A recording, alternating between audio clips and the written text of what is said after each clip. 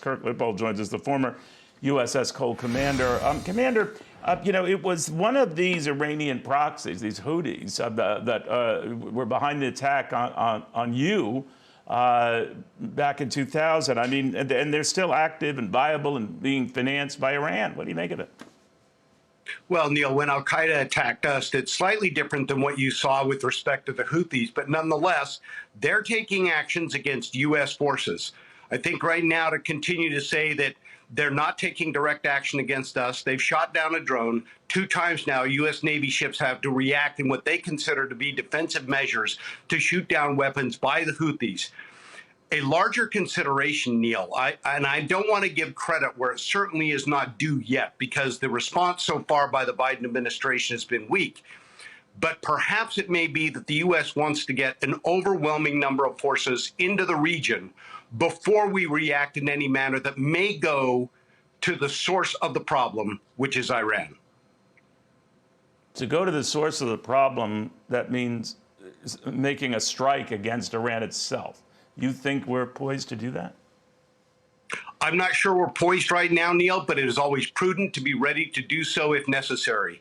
If the attacks by their proxy groups continue, who directs them? Those proxy groups don't operate independently. They operate with the benefit financially, with arms, with planning, with training, all coming out of Iran. The bottom line is, unfortunately, Neil, for 40 years, Americans have tolerated the country of Iran, killing hundreds and now thousands of Americans. And at some point, we are going to have to aim at the right target, not the wrong target, because we can't play whack-a-mole forever. And we're going to have to figure out how to hold Iran accountable. The Biden administration has not put sanctions into place, which they very easily could do. They could pull back the $10 billion that they gave them for humanitarian purposes. And the bottom line with that is every dollar that they have to spend for humanitarian stuff now gets diverted to terrorism.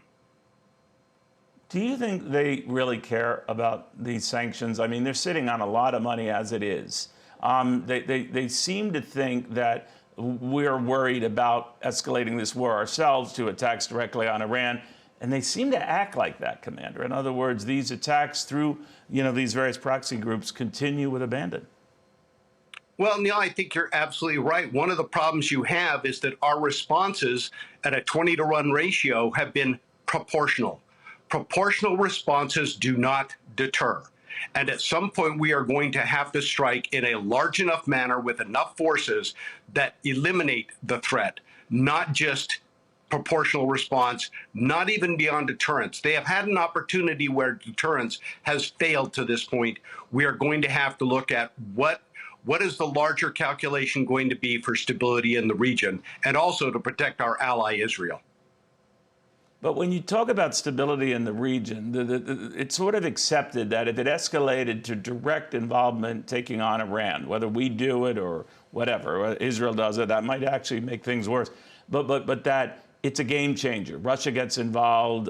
We see China getting involved. Do you see that, or is that just overly played, that wouldn't happen?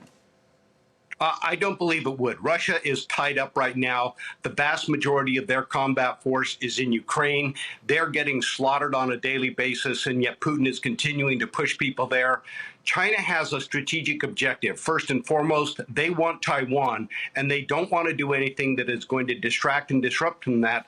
By the same token, even after the meetings this last week with President Xi and President Biden, China economically right now is weak. And while they may be able to take a greater hit for the long-term goal of being able to engage on behalf of Iran, I do not believe they will do so at this point in time. They don't have any forces in the region to do it. And I think economically, they do not want to risk their future. Commander, while I have you, there are reports of dissension within Israel now about the handling of the war. We'll be speaking very soon with the Israeli Knesset opposition leader, Yair Lapid. I hope I pronounced that correctly. I apologize if I didn't. But that he's the first to say Benjamin Netanyahu has to go. In other words, the overwhelming support that Benjamin Netanyahu had going into this, much like the overwhelming support George W. Bush had going into the war in Iraq, might be waning. This is happening, though, a lot sooner. What do you think? I think, Neil, to a certain degree, there's probably some internal tension and conflict going on within the Israeli government right now, while they have come together and formed a unity government in order to pursue the destruction of Hamas. I think that there are people already leaning forward to say, look, we need to start thinking downrange and beyond Netanyahu. Let's face it, he was the president in charge, or prime minister in charge when Hamas attacked. Clearly, there was an intelligence failure in many ways similar to what we experienced on 9/11.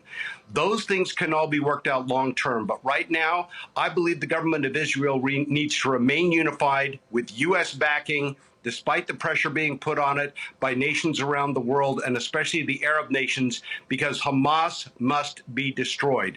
And at the end, that will send the strongest signal that we are no longer going to tolerate terrorists to operate with a free hand throughout the Middle East like we have, and that we, in fact, are not going to let our national security interests be jeopardized by those proxy groups and by Iran.